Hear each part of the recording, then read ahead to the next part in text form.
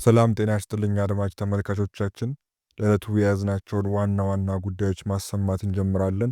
አብራችሁን ቆዩ። የየመኑ ተገንጣይ ቡድን መሪ በሶማሊያ በኩል ወደ አቡዳቢ ሸሽቷል መባሉን ተከትሎ ሞቃዲሾ ምርመራ ጀመረች። የሶማሊያ የኢሚግሬሽን ኤጀንሲ የደቡብ የመን ሽግግር ምክር ቤት መሪ አይዳረስ አልዙባይዲ የአየር ክልሏን ያለ ፈቃድ ተጠቅሟል መባሉን ተከትሎ ምርመራ መጀመሩን አስታወቀ። የኢሚግሬሽንና የዜግነት ኤጀንሲ ሐሙስ ታህሳስ 30 2018 ዓ.ም ባወጣው መግለጫ የሶማሊያ የአየር ክልልና የአውሮፕላን ማረፊያዎች የአገሪቱን ሕግ ወይም ፈቃድ በመጣስ የተፈላጊ ፖለቲከኛን ጉዞን ለማመቻቸት ጥቅም ላይ መዋላቸውን ለማረጋገጥ ከሌሎች አገራት ባለስልጣናት ጋር እየሰራ መሆኑን ገልጿል።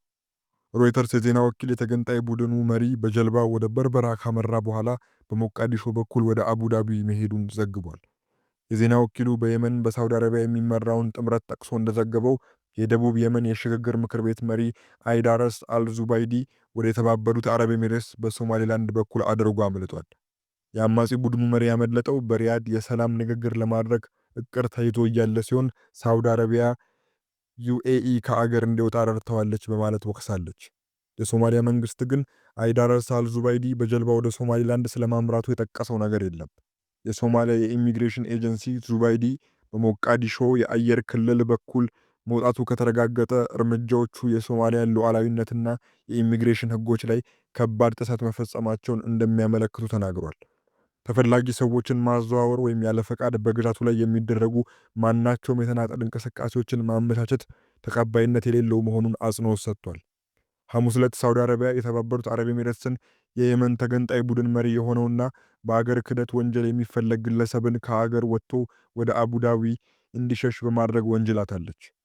የሳውዲ መከላከያ የደቡብ የመን የሽግግር ምክር ቤት መሪ አይዳረስ አልዙባይዲ ከየመን በጀልባ ወደ ሶማሊያ መሸሹን ተናግሮ ነበር። ሞቃዲሾ ሳውዲ አረቢያ በየመን ያለው ሁኔታ ለመፍታት በሪያድ ለመወያየት ያቀረበችውን ጥሪ ተገቢ የፖለቲካ ሂደት እንደሆነ በመግለጽ እንደምትደግፍ አስታውቃለች። ኤጀንሲው አልዙባይዲ ይህንን ሂደት ለማምለጥ የውጭ ድጋፍ በማግኘት ጭምር የሚያደርገው ማንኛውም ጥረት ቀጣይነት ያለውን የዲፕሎማሲ ጥረት በቀጥታ የሚቃረን ይሆናል ሲል አክሏል። ጥሰት መፈጸሙ ከተረጋገጠ የሁለትዮሽ ስምምነቶችንና የዓለም አቀፍ ሕግን መጣስ እንደሚያመለክት ኤጀንሲው ጨምሮ አስጠንቅቋል። ኤጀንሲው በምርመራው ግኝቶች ላይ በመመስረት ጥሰቶች መኖራቸው ከተረጋገጠ ሙሉ ተጠያቂነትን ለማረጋገጥ ተገቢ እርምጃዎች ይወሰዳሉ ብሏል። ይህ በእንዲህ እንዳለ አሜሪካ ለሶማሊያ የምትሰጠውን ሁሉንም ድጋፍ ማቋረጧን አስታወቀች። የአሜሪካ ውጭ ጉዳይ ሚኒስትር ረቡዕ ባወጣው መግለጫ ለሶማሊያ መንግስት የሚያደርገውን ሁሉንም ድጋፍ ማቋረጡን አስታውቋል። ሚኒስቴሩ እንዳለው ድጋፉ የተቋረጠው የሶማሊያ ባለስልጣናት በአሜሪካ እርዳታ የተገነባ የዓለም ምግብ ፕሮግራም መጋዘንን በማውደማቸውና እርዳታ ለሚሹ ዜጎች የተዘጋጀ 76 ሜትሪክ ቶን ምግብ በቁጥጥር ስር በመዋላቸው ነው። የትራምፕ አስተዳደር የምግብ ብክነት፣ ዘረፋና ሕይወት አድን እርዳታ መያዝን አይታገስም ማለቱን አሶሺየትድ ፕሬስ የዜና ወኪል ዘግቧል። መግለጫው አክሎ የአሜሪካ መንግስት ለሶማሊያ ፌዴራል መንግስት ጥቅም ያላቸው ሁሉንም ድጋፎች አቋርጧል ይላል።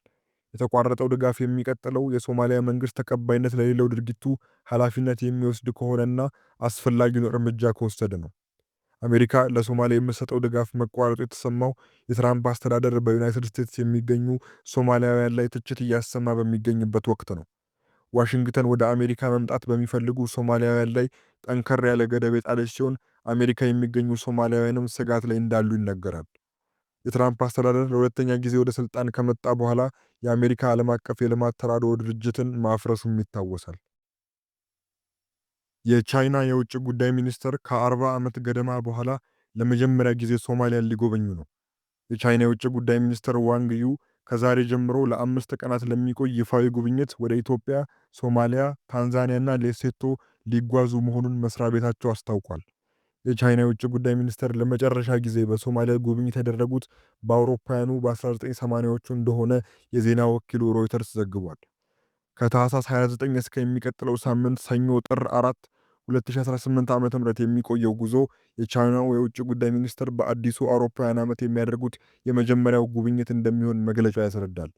የቻይና የውጭ ጉዳይ ሚኒስትር ላለፉት 36 ተከታታይ ዓመታት የዓመቱ የመጀመሪያ የውጭ ጉዞ መዳረሻቸውን ወደ አፍሪካ ሲያደርጉ መቆየታቸውን ጠቅሷል። ዋንግ ዩ ወደ አራቱ ሀገራት የሚጓዙት በቀረበላቸው ግብዣ አማካኝነትም ነው ተብሏል። ከውጭ ጉዳይ ሚኒስተሩ አፍሪካ መዳረሻዎች መካከል በቀዳሚነት የተጠቀሰችው ኢትዮጵያ ናት። በኢትዮጵያ በሚኖራቸው ቆይታ በአፍሪካ ህብረት ዋና መስሪያ ቤት በሚካሄደው የቻይና አፍሪካ የህዝብ ለህዝብ ግንኙነት የመክፈቻ ስነ ስርዓት እንደሚገኙ ተገልጿል። መግለጫው ሶማሊያን በሁለተኛነት ጠቅሷል። እንደ ሮይተርስ ዘገባ የቻይና የውጭ ጉዳይ ሚኒስተር ለመጨረሻ ጊዜ ወደ ሶማሊያ የተጓዘው በአውሮፓውያኑ በ1980ዎቹ ሲሆን የአሁኑ ጉብኝት ከ40 ዓመታት ገደማ በኋላ የመጀመሪያው ይሆናል። እስራኤል ከሶማሊያ ተገንጥላ ነፃነቷን ላወጀችው ሶማሌላንድ የመጀመሪያውን የአገርነት እውቅና ከሰጠች በኋላ የሚደረገው ይህ ጉብኝት ለሞቃዲሾ ዲፕሎማሲያዊ ድጋፍ ሊሰጥ እንደሚችል ሮይተርስ ዘግቧል። የእስራኤል ለሶማሊላንድ እውቅና ከሰጠች በኋላ ለሶማሊያ ያላትን ድጋፍ በድጋሚ ያረጋገጠችው ቤጂንግ በኤደን ባህረ ሰላጤ ዙሪያ ተጽዕኖዋን ለማጠናከር ትሻለች። ይህ ቀጠና ወደ ቀይ ባህር መግቢያ ከመሆኑም በላይ በስዊዝ ካናል በኩል ወደ አውሮፓ ገበያ ለሚጓዘው የቻይና ንግድ ወሳኝ መተላለፊያ መስመር ነው። የኢራን ተቃውሞ ወደ አደርች አካባቢዎች ሲሰፋ ከባድ ግጭቶች መከሰቱ ተነገረ። በኢራን በኢኮኖሚ ቀውስ ምክንያት የተቀሰቀሰው ተቃውሞ 11ኛ ቀኑን ሲይዝ ረቡዕ ዕለት በጸረ መንግስት ተቃዋሚዎችና በጸጥታ ኃይሎች መካከል ከባድ ግጭት ተከስቷል። ለኢራን አብዮታዊ ዘብ ቅርበት ያለው ፋርስ ዜና ወኪል እንደዘገበው ሎርዴጋን በተባለ ከተማ 2 የፖሊስ መኮንኖች መሳሪያ በታጠቁ ሰዎች መገደላቸውን ዘግቧል። በማህበራዊ ትስስር ገጾች የተለጠፉ ተንቀሳቃሽ ምስሎች የጥይት ድምጾችና ተቃዋሚዎችና የጸጥታ ኃይሎች በውጥረት ሲፋጠጡ አሳይተዋል። በሌሎች አካባቢዎችም የጸጥታ ኃይሎች ድንጋይ ሲወረወርባቸውና በተቃዋሚዎች ላይ ጥይትና አስለቃሽ ጋዝ ሲተኩሱ ታይተዋል። ተቃውሞ እስካሁን በ31 ግዛቶች ውስጥ በሚገኙ 111 ከተሞች መዛመቱን በአሜሪካ መቀመጫውን ያደረገው ቴህራን የተባለ የዜና ምንጭ ጠቅሷል።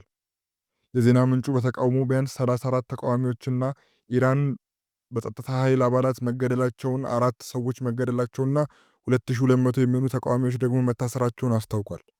ቢቢሲ ፐርሺያ 21 ሰዎች መገደላቸውን አረጋግጦ ማንነታቸውንም ለይቷል። የኢራን ባለሥልጣናት በበኩላቸው 5 የጸጥታ አካላት መገደላቸውን ገልጸዋል።